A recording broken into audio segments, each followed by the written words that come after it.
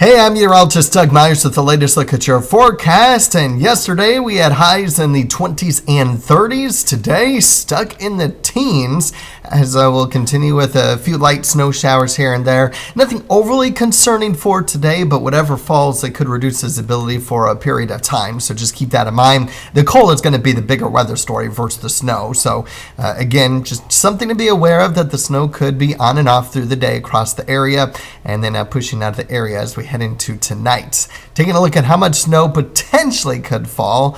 And Hiawatha, that might be pushing it just a little bit. Even Marysville, I think a lot of areas will be less than an inch and probably closer to a half inch or less. And yeah, some areas up around the Marysville, Hiawatha area could be in the 1 to 2 inch range. That's certainly possible, but certainly most areas are not going to be dealing with much in the way of meaningful accumulation.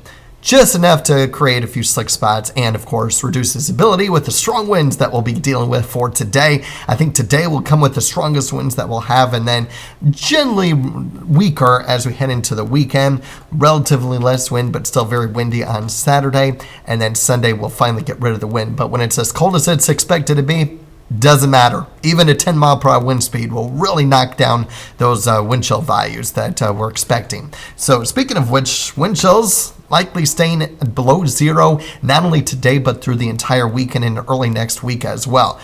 Very possible we don't get above the 0 degree mark for wind chill values until Monday at the earliest. Probably not until Tuesday, though. So very, very cold temperatures. We're talking dangerously cold temperatures. In fact, early in the morning, especially Sunday, that's what I'm most concerned about, where wind chills could get close to 30 to 40 below zero up along the Nebraska-Kansas border. That's enough to have frostbite developing in a matter of 10 minutes or less on exposed skin. So please take this seriously.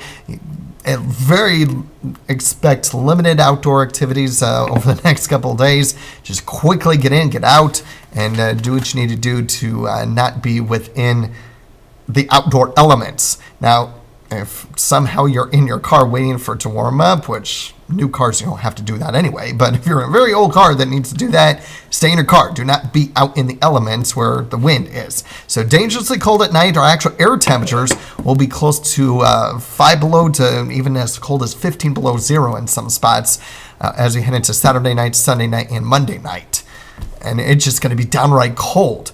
We finally get into some sun on Tuesday when we finally get back above the 0 degree mark for wind chill values. And there might be a few pieces of sun here and there over the next couple days, but don't expect as much as what we'll get on Tuesday. We'll get a brief warm up in the 20s on Wednesday. That'll feel really nice. And then another shot at some Arctic air pushes through by the end of the week. Won't be as bad as what it will be over these next couple days, but definitely something that we'll keep an eye on. All right, so here's a look at our extended outlook. Cold and dry in the 6 to 10 day outlook. Cold and wet in the 8 to 14 day outlook, and cold and near seasonal, or at least near normal, precipitation probabilities. As far as the snow is concerned, we might get a few flurries even tomorrow. It's possible. Some models are picking it up, but I think any snow chances that we get, especially over these next 3 days, it's not going to be very meaningful.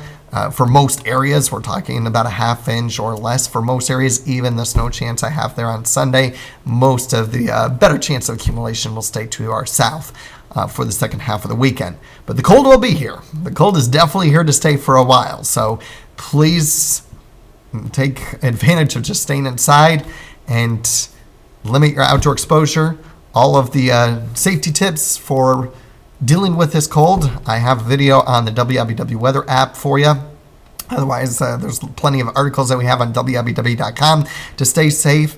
Of course, we have resources on warming shelters if you need it.